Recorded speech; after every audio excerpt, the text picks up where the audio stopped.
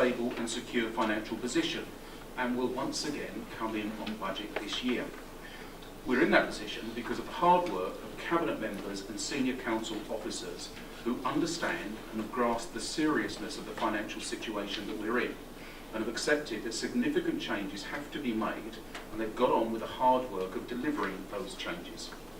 And that work has continued over the last few weeks, so that despite the Children's Services pressures coming in at something in the region of £2.25 million alone, we've managed to bring the overall service area pressures down to just over £300,000, and I'm absolutely confident we'll be able to cover that off in the months to come. So despite the never-ending pressures on, for instance, environmental services, we still manage to empty 200,000 wheelie bins each and every week. That's 200,000 each and every week. Unlike many councils up and down the country, we haven't caved in to have fortnightly or 3-weekly, or as I've seen in some areas, monthly bin collections. And we've even managed to get a few more people out there sweeping our streets and tidying our parks. Our schools are continuing to improve. More primary schools securing positive Ofsted recognition month on month. In fact, I have to say, once again, that I do wish that Ofsted would come in and inspect our schools more regularly than they do, so that we could speed up that process of having every school in the borough good or outstanding. Our secondary schools also continue to do well, and further and higher education offers here in Thurrock are now continuing to develop and to improve. We're well on our way to ensuring that our young people will have the skills necessary to get the thousands of top-notch jobs that are being created here. Thurrock Council, like authorities up and down the country, is finding it more and more difficult to maintain the services needed for older people and for younger people.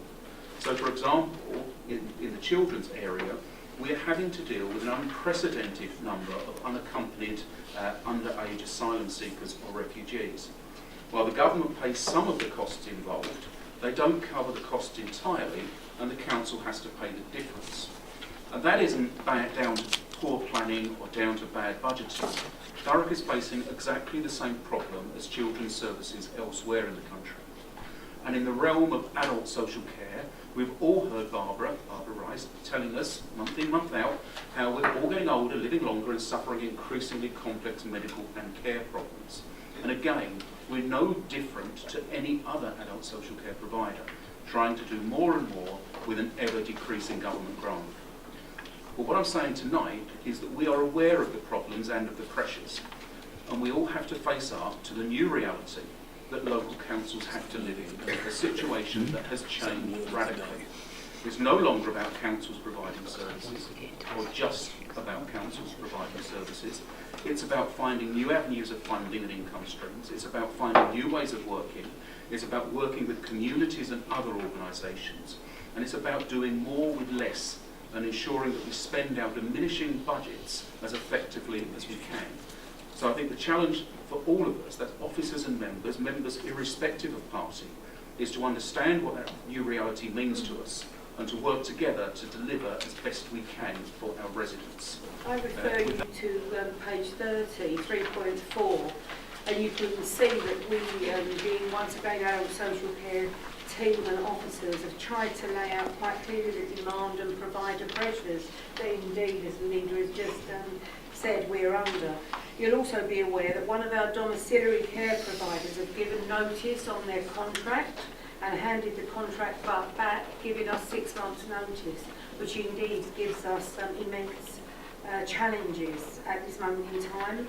Nationally, as the leader referred, a number of the biggest providers, such as Bupa and Four Seasons, are experiencing financial pressures, and Bupa have announced their intention to close over 200 care homes because of the financial impact that that's having.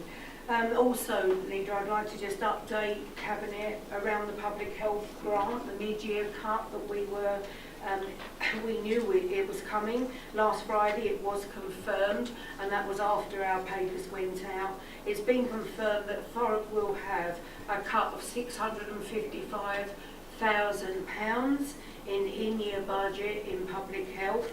And this is despite the fact that respondents, including ourselves, had said that they preferred on the survey that was sent out from government that we'd go by a needs formula, because as we're quite a deprived area, that would have given us a little bit more of an edge and would have given us a little bit more money to play with. It would have given us £200,000 more,